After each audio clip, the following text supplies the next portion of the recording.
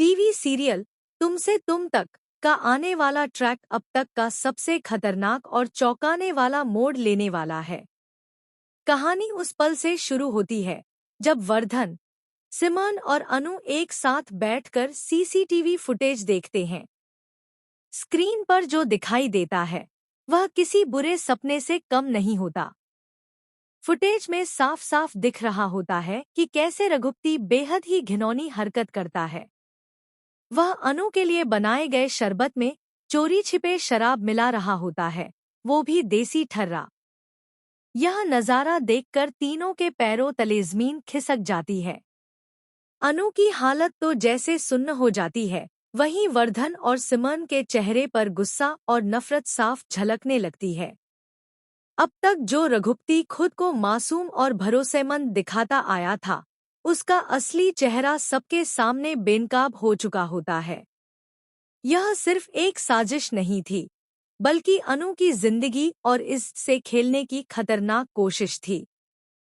जैसे ही आर्यवर्धन को इस सच्चाई का पता चलता है, उसके अंदर का इंसान नहीं, बल्कि उसका गुस्सा बोलने लगता है। उसकी आंखों में आग होती है और वह उसी पल तय कर लेता है कि अब रघुपति को ऐसी सजा मिलेगी जिसकी उसने कभी कल्पना भी नहीं की होगी। आर्यवर्धन जब रघुपति का कॉलर पकड़ता है, तब रघुपति की सारी हेकड़ी निकल जाती है। डर के मारे उसके मुंह से खुद ब खुद सच निकल जाता है।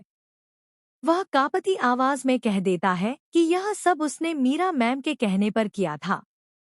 हैरानी की बात यह होती है कि मीरा ने उस पल कुछ कहा भी नहीं होता, लेकिन रघुपति उसे फंसा देता है।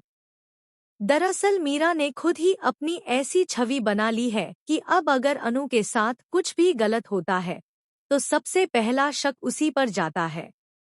आर्यवर्धन का भरोसा मीरा पर पूरी तरह से टूट चुका होता है। अब वह चाहे कुछ भी कर ले, उसकी छवि सुधरने वाली नहीं है। मीरा ने जो खेल खेला था, उसी का जाल अब उसे जकड़ने लगता है। एक तरह से कहा जाए तो मीरा का पत्ता अब पूरी तरह साफ हो चुका होता है।